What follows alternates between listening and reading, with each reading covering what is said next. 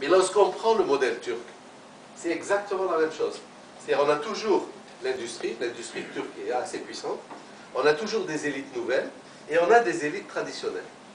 La seule exception à la règle ici, c'est le modèle turc.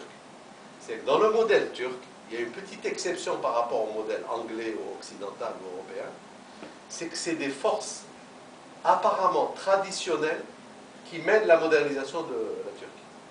Donc le paradoxe de la Turquie, c'est que c'est des islamistes qui sont au pouvoir, et c'est eux qui sont en train de mener le processus de développement de la Turquie, et qui modernisent même le pays.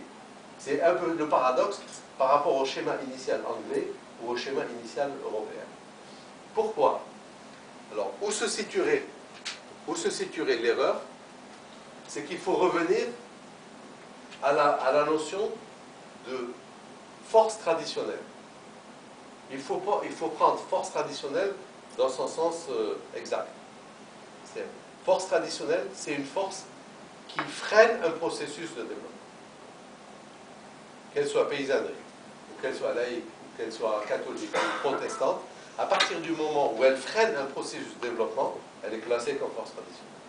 Donc ce n'est pas le caractère spécifiquement religieux, etc. Et le modèle qui est donné par exemple de la Turquie, c'est le modèle qui est utilisé par tous les pays arabes. Donc c'est un peu ce qu'ils disent actuellement. Mais même ce modèle, il n'y a pas de modèle turc. En fin de compte, on arrive à un seul modèle. C'est le modèle anglais de départ. Ça veut dire qu'il y a trois aspects. C'est qu'on a commencé dans Iron Bridge, la fameuse révolution industrielle anglaise. Elle a été soutenue par des élites nouvelles dans le pays. Et toute la paysannerie anglaise, elle est partie, vous savez où? Aux États-Unis. Donc on a tout envoyé aux États-Unis. Tous les paysans étaient envoyés aux États-Unis. Ça c'est un peu, c'est-à-dire ça c'est uniquement pour dire que en physique ou en mathématiques ou en chimie ou en médecine ou en botanique entomologie, il y a eu de grands savants qui ont été à l'origine de cette société industrielle, etc. La suivante, ça peut-être on discutera tout à l'heure, c'est la crise, comment elle est vécue par la population un peu en Europe, etc. Donc si on revient à notre modèle, la suivante, ici. Non, la suivante.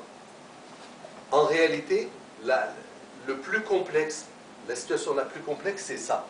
C'est ici au niveau du process. Parce que le process est très complexe. C'est très complexe de passer de la société actuelle à la société nouvelle. Et si on prend un schéma, un petit schéma d'un processus complexe, on aurait la chose suivante. Un processus complexe implique des acteurs, implique des facteurs, implique des déterminants, implique des référentiels, implique aussi des présupposés dans ces référentiels, implique des outils, implique une évaluation et implique un ensemble d'interactions entre toute cette machine. Mais ça, ce n'est pas la conférence d'aujourd'hui, parce que ça, c'est une conférence qu'on fait à part, où on examine ça. Ce schéma, on l'examine dans le détail. Donc, ça, c'est uniquement le schéma, mais c'est pas... Nous, on revient toujours à notre société, donc, nouvelle, on revient, on continue. Non, non, tu es en train de faire l'inverse.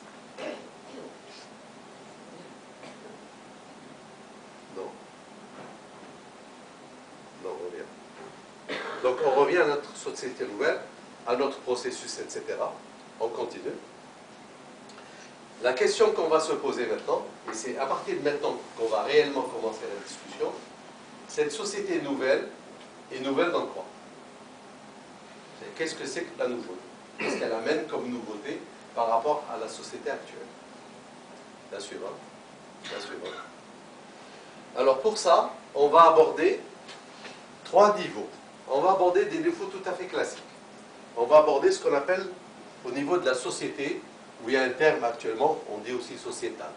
D'accord? On va aborder au niveau économique, on va aborder au niveau politique, et on va aborder au niveau transdisciplinaire. Mais nous, ce qui nous intéresse, c'est surtout la société nouvelle. Qu'est-ce que ça amène au niveau de la société? Qu'est-ce qu'on a? La suivante. Alors, il y a 4 auteurs que j'ai pris. Il y a un auteur qui s'appelle Humberto Maturana. Humberto Maturana est un Argentin qui a beaucoup travaillé avec l'école de Palo Alto aux États-Unis. Il a travaillé sur ce qu'on appelle la cybernétique. La cybernétique, c'est une science qui était apparue après la Deuxième Guerre mondiale. C'est surtout pour les systèmes automatiques. Donc il y a eu ce qu'on appelle la première cybernétique, et il y a eu la deuxième cybernétique qu'on appelle aussi l'écosystème. Voilà. Umberto Maturana a travaillé sur la deuxième cybernétique. Donc, et il a travaillé en particulier sur tous les processus cognitifs. Il a beaucoup travaillé sur les processus cognitifs ou cognitifs. Qu'est-ce qu'il a dit, Umberto Maturana? Il a dit que pour engendrer une nouvelle société, l'homme doit engendrer de nouvelles relations interpersonnelles, et donc l'expression relation interpersonnelle qui est dans l'intitulé est reprise à celle de Maturana. C'est l'expression de Umberto Maturana. Et pour ce faire, modifier son domaine cognitif. Donc Umberto Maturana, il dit, la nouvelle société, elle doit comporter deux choses. En réalité, pas deux choses, une et une. La première chose qu'elle doit comporter, c'est que les relations entre les personnes dans cette société doivent changer. Mais changer, et c'est là que dit Eben, changer les relations entre les personnes, c'est obligatoirement modifier ce qu'on appelle le domaine cognitif ou la cognitif. Donc on va essayer de voir qu'est-ce que ça veut dire ça, ces relations interpersonnelles et le domaine cognitif. La suivante. La suivante. Alors, voilà, c'est bon. Alors, les relations interpersonnelles, c'est relativement facile. Sauf qu'il faut faire une petite distinction entre personne, personnage et personnalité. Nous, ce qui nous intéresse, c'est les personnes. Alors, pourquoi on fait cette différence? Parce que chaque chose appartient à un domaine scientifique différent. Lorsque vous abordez les personnes, vous êtes en train de parler d'un être humain individué. Et la science qui étudie l'être humain individué, elle a un nom particulier, on appelle ça de l'anthropologie. L'anthropologie, elle s'occupe de l'être humain, mais individué. Si vous maintenant, vous parlez d'un personnage, donc d'un personnage, vous êtes plutôt dans le statut social.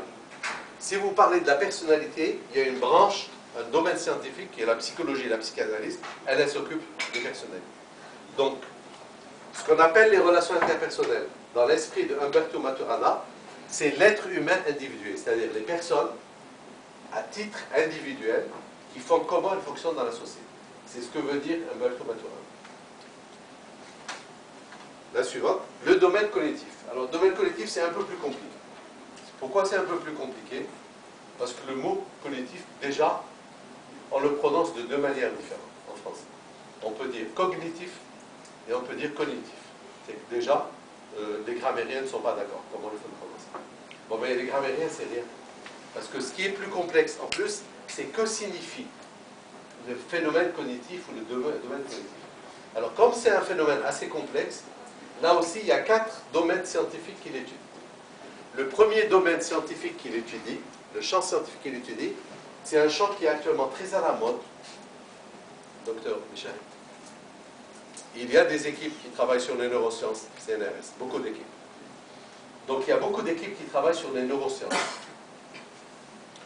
Il faut savoir que le premier grand groupe qui a étudié les neurosciences, c'est l'armée américaine. Elle a commencé à le faire à partir des années 1930-1940. Parce que l'armée américaine a des projets les plus lourds au monde. Elle a des projets sur 50 ans, 60 ans, 70 ans. Donc ils peuvent commencer un projet en 1930, dont les résultats ne seront donnés qu'en 2001 ou 2010.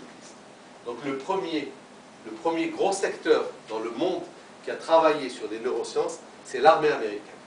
Et Stanford a joué un grand rôle dans ça. Stanford a joué un grand rôle. L'école de Chicago aussi a joué un grand rôle. Elle s'intéresse à la connaissance. Le concept clé dans les neurosciences, c'est le concept de connaissance.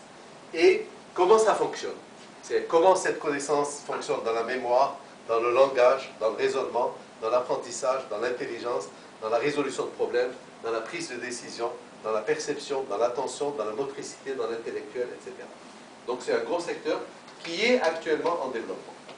Les neurosciences sont actuellement en plein développement.